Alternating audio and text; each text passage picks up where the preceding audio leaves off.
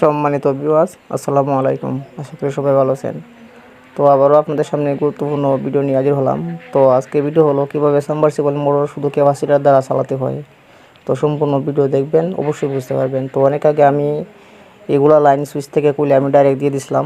তো কীভাবে ক্যাপাসিটর দ্বারা চালাতে হয়, তো আগে আমি ক্যাপাসিটর দ্বারা চালাইছিলাম মোটরটা। তো আবার এগুলো তার বেশি চালানোর কারণে তারগুলো গলে গেছে, নষ্ট হয়ে গেছে। তো আমি আবার সুন্দর করে রিফারিং করে ক্যাপাসিটর দ্বারা কীভাবে সাবমার্সিবল মোটর চালাতে হয় তো দেখিয়ে দিব। তো ভাবলাম ভিডিও বানাই, তো আপনারা অবশ্যই ভিডিওটা সম্পূর্ণ দেখবেন। তো প্রথম তো আমি তারগুলো কাটিয়ে নিতেছি। তো আমরা যখন সাবমার্সিবল একটা মোটর থাকে, তো মোটরের মাঝে 3টা তার থাকে, 4টা থাকে, একটু হলো আর্থিং থাকে।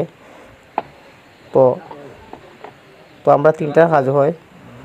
তো অবশ্যই গুরুত্বপূর্ণ ভিডিওটা দেখবেন, তো কীভাবে সাবমার্সিবল মোটর মানে ক্যাপাসিটর দ্বারা চালাতে হয়।